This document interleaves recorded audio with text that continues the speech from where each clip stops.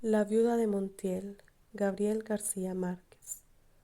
Cuando murió don José Montiel, todo el mundo se sintió vengado, menos su viuda, pero se necesitaron varias horas para que todo el mundo creyera que en verdad había muerto. Muchos lo seguían poniendo en duda después de ver el cadáver en cámara ardiente, embutido con almohadas y sábanas de lino dentro de una caja amarilla y abombada como un melón. Estaba muy bien afeitado, vestido de blanco y con botas de charol, y tenía tan buen semblante que nunca pareció tan vivo como entonces. Era el mismo don Chepe Montiel de los domingos, oyendo misa de 8, solo que en lugar de la fusta tenía un crucifijo entre las manos. Fue preciso que atornillaran la tapa del ataúd y que lo emparedaran en el aparatoso mausoleo familiar, para que el pueblo entero se convenciera de que no se estaba haciendo el muerto.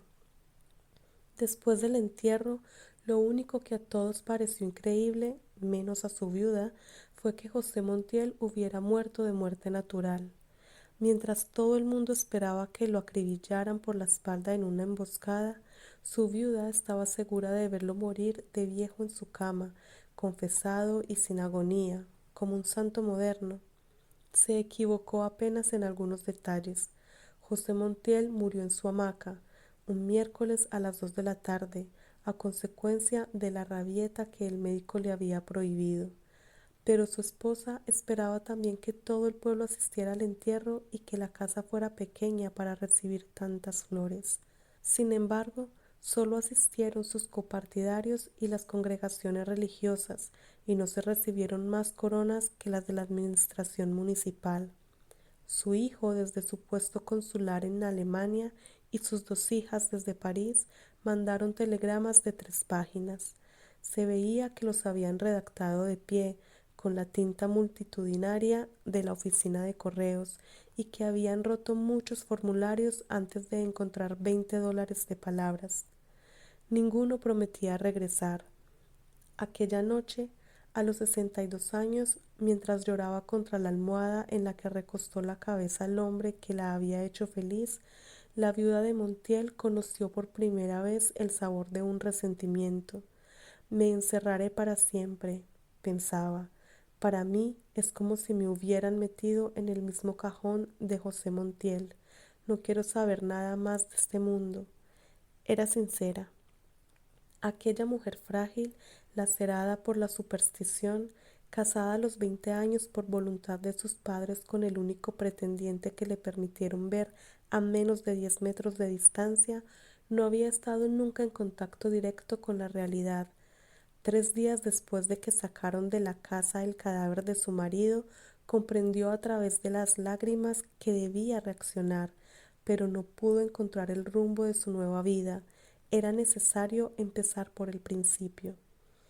Entre los innumerables secretos que José Montiel se había llevado a la tumba, se fue enredada la combinación de la caja fuerte. El alcalde se ocupó del problema. Hizo poner la caja en el patio, apoyada al paredón, y 2 agentes de la policía dispararon sus fusiles contra la cerradura. Durante toda la mañana, la viuda oyó desde el dormitorio las descargas cerradas y sucesivas ordenadas a gritos por el alcalde. Esto era lo único que faltaba, pensó. 5 años rogando a Dios que se acaben los tiros y ahora tengo que agradecer que disparen dentro de mi casa. Aquel día hizo un esfuerzo de concentración, llamando a la muerte, pero nadie le respondió.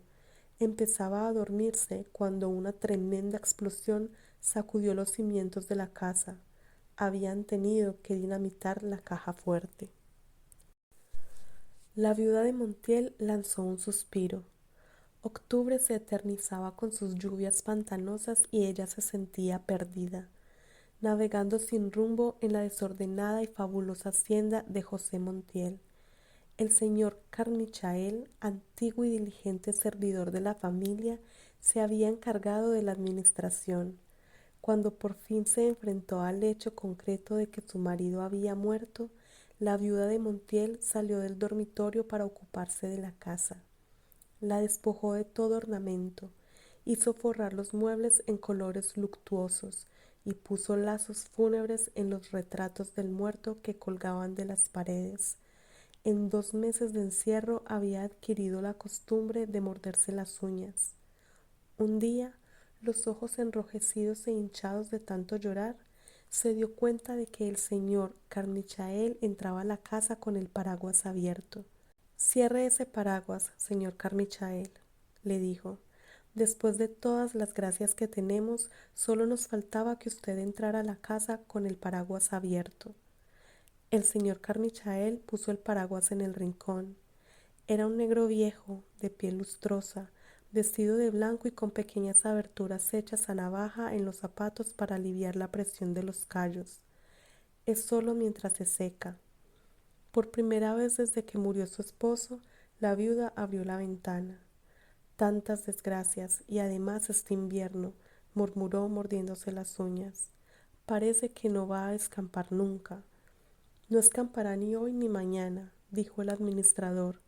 Anoche no me dejaron dormir los callos. Ella confiaba en las predicciones atmosféricas de los callos del señor Carmichael. Contempló la placita desolada, las casas silenciosas cuyas puertas no se abrieron para ver el entierro de José Montiel, y entonces se sintió desesperada con sus uñas, con sus tierras sin límites y con los infinitos compromisos que heredó de su esposo y que nunca lograría comprender. El mundo está mal hecho, sollozó.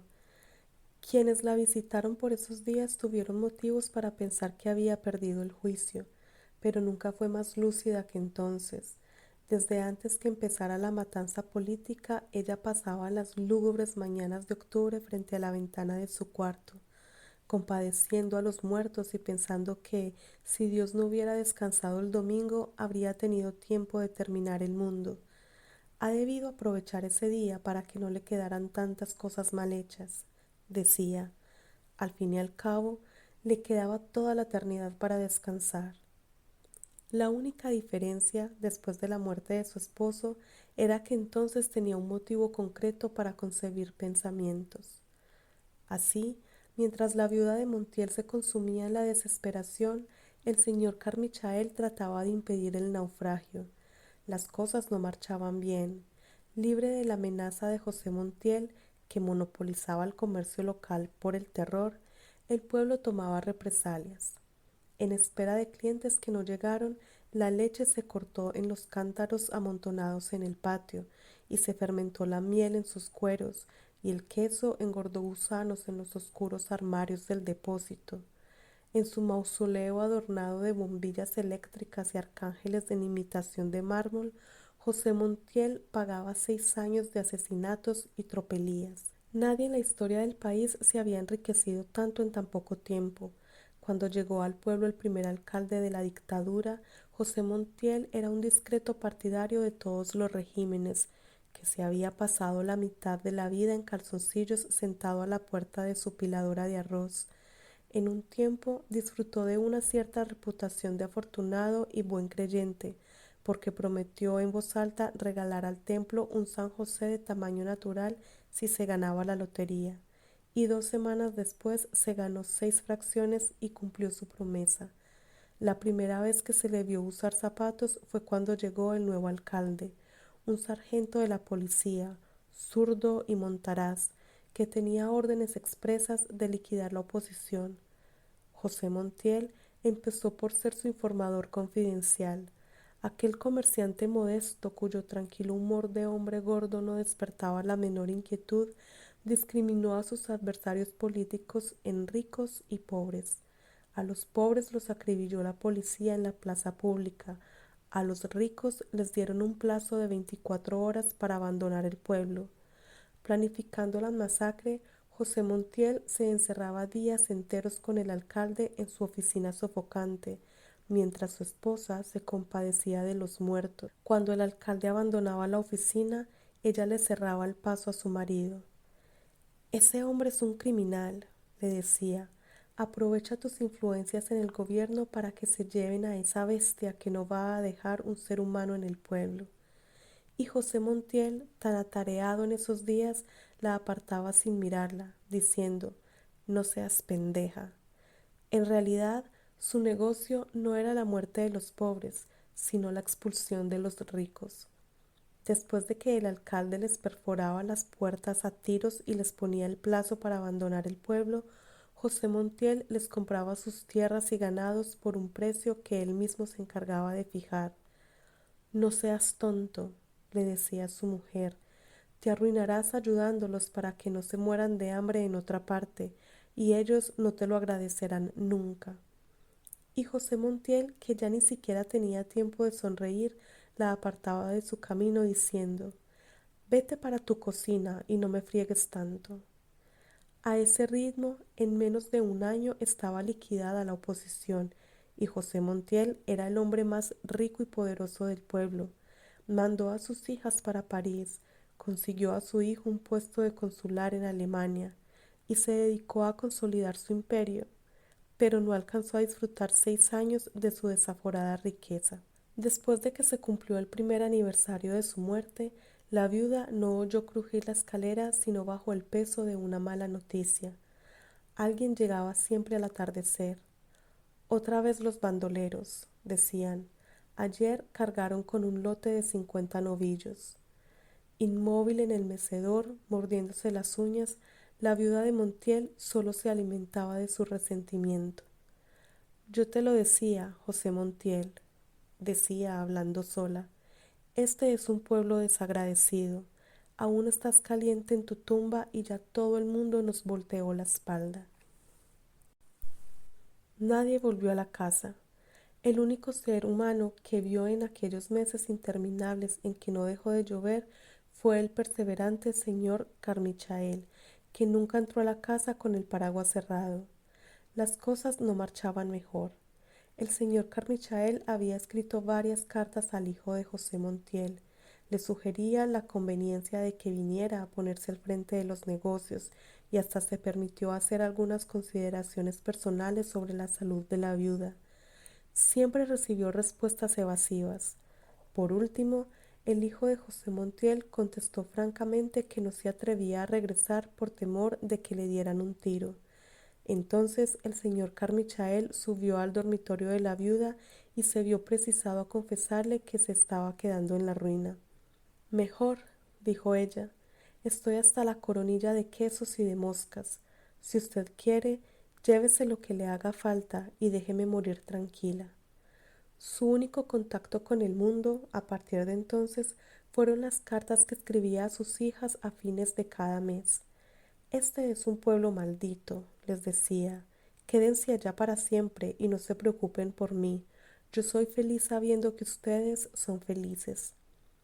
Sus hijas se turnaban para contestarle. Sus cartas eran siempre alegres y se veía que habían sido escritas en lugares tibios y bien iluminados y que las muchachas se veían repetidas en muchos espejos cuando se detenían a pensar. Tampoco ellas querían volver. Esto es la civilización, decían. Allá, en cambio, no es un buen medio para nosotras. Es imposible vivir en un país tan salvaje donde asesinan a la gente por cuestiones políticas. Leyendo las cartas, la viuda de Montiel se sentía mejor y aprobaba cada frase con la cabeza. En cierta ocasión, sus hijas le hablaron de los mercados de carne en París. Le decían que mataban unos cerdos rosados y los colgaban enteros en la puerta adornados con coronas y guirnaldas de flores. Al final, una letra diferente a la de sus hijas había agregado: imagínate que el clavel más grande y más bonito se lo ponen al cerdo en el culo. Leyendo aquella frase por primera vez en 2 años, la viuda de Montiel sonrió. Subió a su dormitorio sin apagar las luces de la casa y antes de acostarse volteó el ventilador eléctrico contra la pared. Después extrajo de la gaveta de la mesa de noche unas tijeras, un cilindro de esparadrapo y el rosario, y se vendó la uña del pulgar derecho, irritada por los mordiscos. Luego empezó a rezar, pero al segundo misterio cambió el rosario a la mano izquierda, pues no sentía las cuentas a través del esparadrapo. Por un momento oyó la trepidación de los truenos remotos. Luego se quedó dormida con la cabeza doblada en el pecho.